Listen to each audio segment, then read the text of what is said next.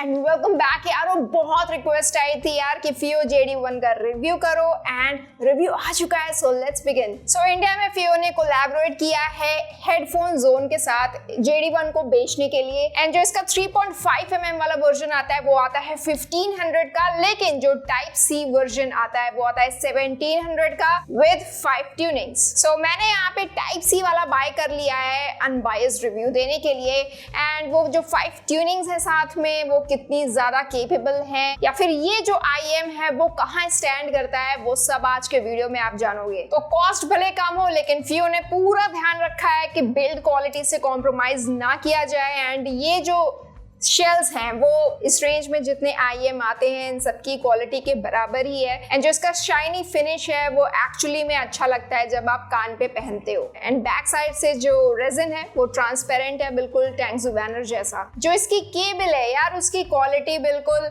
KZ IEMs की तरह है, इवन जो CCA IEMs हैं वो भी इसी तरह के केबल के साथ आते हैं, तो बिल्कुल वैसी क्वालिटी आपको मिलेगी। एंड यहाँ पे इनलाइन कंट्रोल्स के साथ आप म्यूजिक कंट्रोल कर सकते हो, कॉल सेट एंड रिजेक्ट कर सकते हो एंड जो 5 ट्यूनिंग्स हैं उसको चेंज करने के लिए आपको प्लस एंड माइनस को एक साथ प्रेस करना पड़ेगा, देन फीमेल वॉइस प्रॉम्प्ट होगा, पता चलेगा कि कौन सी ट्यूनिंग आप यूज कर रहे हो। और ये है इसकी माइक क्वालिटी एंड ये कुछ ऐसा साउंड करेगा जब आप किसी फ्रेंड को कॉल करोगे। ज्यादा लाउड है या ज्यादा कम है, अब ये आप मुझे बताना कमेंट सेक्शन में। शुरू करते हैं कि आउट ऑफ द बॉक्स जो डिफॉल्ट ट्यूनिंग के साथ ये आता है वो कैसा है। इसकी जो ट्यूनिंग है वो ऑलमोस्ट हारमन 2019 कर्व के अकॉर्डिंग है, थोड़े डेविएशंस किए गए हैं हाइज मिड्स लोज में एंड जो एक स्पेसिफिक चीज इस IEM को डिफाइन करता है वो है इसकी बेस क्वालिटी। जी हाँ, अगर आप बेस हेड हो डेफिनेटली आपको ये IEM पसंद आ जाएगा। सॉन्ग्स जैसे शिवाय मूवी का बोलो हर हर हर स्टार्टिंग में ही आप सुन सकते हो कि उसमें एक रंबल समझ में आ रहा है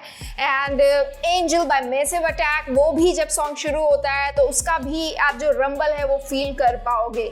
इसमें आपको इनफ थर्ड्स फील होता है, इनफ थम्स फील होते हैं, जैसे I am Albatross, enough impactful beats आपको फील होने वाले हैं। उसमें काफी फास्ट बेस है and most of the time controlled भी रहता है, लेकिन बहुत सारे ट्रैक्स में आपको फील होता है कि यस बेस ब्लीडिंग हो रही है मिड्स के अंदर और ऐसे सॉन्ग्स में आपको बेस उतना टेक्सचर्ड उतना डिफाइंड नहीं लगता है। बट ये चीज़ ऐसी है यार जो सॉन्ग टू सॉन्ग वेरी करती है, लेकिन अगर मैं इसको कंपेयर करूं कि 7 Hz 02 जिसका मुझे बेस टेक्सचर बहुत प्रॉपर लगता है तो उसके कंपैरिजन में उतना कंट्रोल्ड बेस नहीं है, लेकिन जो थम्स हैं बहुत अच्छे फील होते हैं बेस में। इवन रिवर्ब्स भी बहुत अच्छा फील होता है। सॉन्ग जैसे एनहाइपेन का स्वीट वेनम 33 सेकेंड्स पे जब वो स्वीट करके बोलता है एंड उसके बाद एक रिवर्ब है वो समझ में आता है। Now let's talk about midst and इस IEM का जो सबसे वीक पार्ट है वो है इसके मिड्स।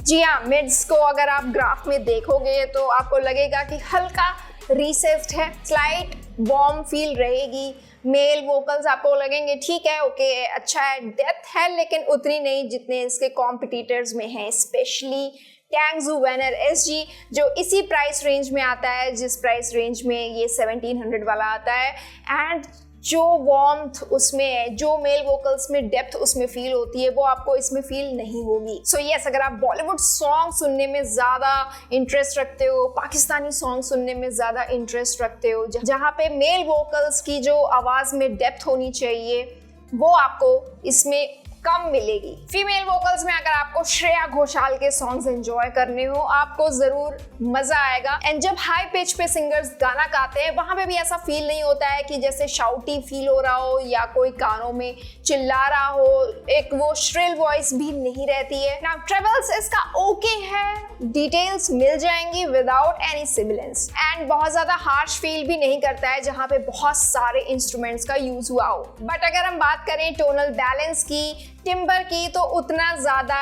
एक्यूरेसी इसमें नहीं है कहीं ना कहीं इस चीज़ पे फॉल्टर करता है। इवन अगर आप बिजी ट्रैक्स को सुनोगे तो जहाँ पे वोकल्स का यूज़ हुआ है, बहुत सारे इंस्ट्रूमेंट्स का यूज़ हुआ है एंड हार्मोनिक्स के अकॉर्डिंग कंट्रोल नहीं कर पाता ये IAM ऐसे ट्रैक्स को, जैसे कि IC by ITZY, all of the lights by Kanye West, ऐसे ट्रैक्स को ये बिल्कुल संभाल नहीं पाता है। एंड वहाँ पे बिल्कुल से समझ में आता है कि लेयरिंग प्रॉपर नहीं है, उतना ज़्यादा डिफाइंड म्यूजिक आपको सुनने को नहीं मिल पा रही है। टिम्बर एंड टोनल एक्यूरेसी में भी ये लैक कर रहा है। सो अगर आपको डिफरेंट जॉनर्स का शौक है देन आप ये अवॉइड कर सकते हो।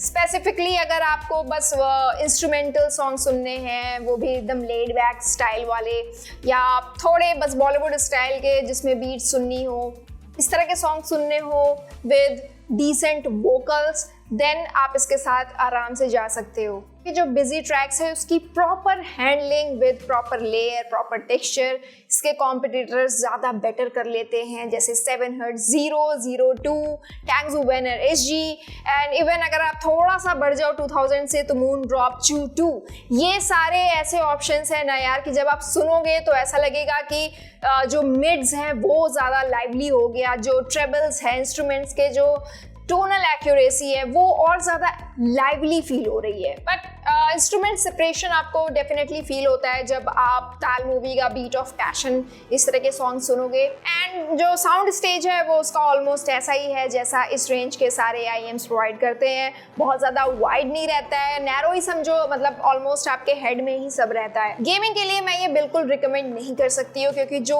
इमेजिंग है वो इतनी ज़्यादा प्रॉपर नहीं है, मैं तो कहूँगी बहुत ही ज़्यादा इम्प्रॉपर है। आप एक पिन पॉइंट एक्यूरेसी के साथ ये जज नहीं कर सकते हो कि लेफ्ट साइड से एनिमी आपसे कितना दूर है, या फिर पीछे आपके कोई आ गया, या फिर एक जगह अगर बॉम्ब गिरा तो बेस हैवी तो ये वैसे ही है, एंड वो इफेक्ट आपके कानों में थोड़े टाइम तक रह जाता है जिससे आप पिकअप नहीं कर पाते हो छोटी डिटेल्स को। देन अगर आपको टाइप C IAM ही चाहिए देन 200 और स्पेंड कर लो एंड 7 Hertz 0 मिल जाएगा, जिसका टाइप C वेरिएंट आपको मिल जाता है। 02 में आपको टाइप C नहीं मिलता है। इवन जो मून ड्रॉप 2 है उस पे भी आप गेमिंग कर सकते हो। नाउ डिफॉल्ट ट्यूनिंग के अलावा इसमें 4 एक्स्ट्रा ट्यूनिंग्स मिलती है, bass extension, treble, vocal and Harman reference.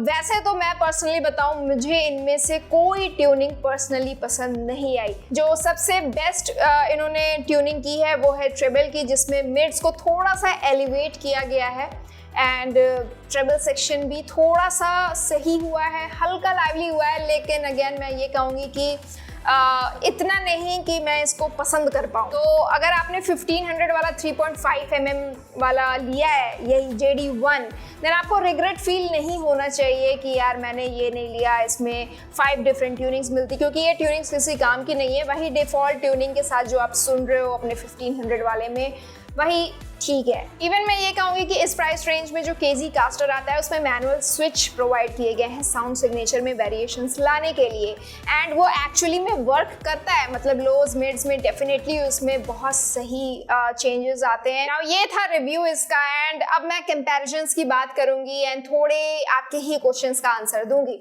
अगर आपको टाइप C वाला ही चाहिए 2000 के आसपास में, देन मैं डेफिनेटली रिकमेंड करूंगी कि आप इसको मत लो, आप 7 Hertz 0 ले सकते हो अगर आपको म्यूजिक के साथ गेमिंग भी करनी है।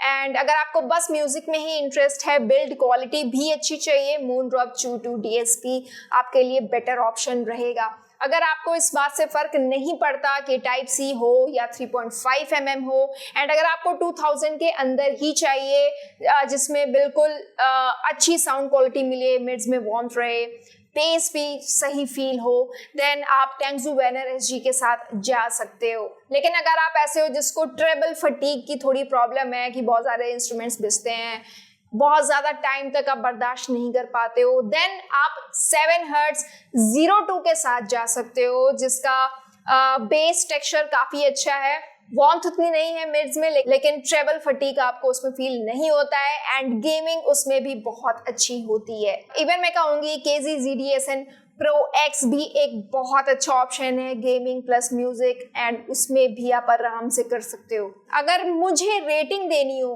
तो 1500 में जो 3.5 mm वाला आता है उसको मैं 4 out of 5 की रेटिंग दूंगी। जी हाँ, डेफिनेटली वो वर्थ इट है उस प्राइस रेंज में एंड साउंड के अकॉर्डिंग। लेकिन अगर मैं टाइप सी को जज करूं 1700 प्राइस के अकॉर्डिंग इसी साउंड के साथ, देन मैं इसको रेटिंग दूंगी 3/5, क्योंकि यार कंपटीशन इतना ज्यादा अच्छा है इसके कंपैरिजन में कि मैं इसको 4 नहीं दे सकती 1700 की प्राइस पे। तो ये था overall review and I hope कि आपको ओवरऑल समझ में आया हो कि ये लेना चाहिए या नहीं लेना चाहिए। एंड अगर आपको ऐसे ही अनबाइज्ड रिव्यूज देखते रहने हैं तो सब्सक्राइब जरूर कर देना। वैसे मैं हूं सृष्टि, आप देख रहे हो टेकीला टी, जहां आपको मिलते हैं unbiased reviews and interesting tech explainers, और हम लोग ऐसे ही नेक्स्ट वीडियो में मिलेंगे।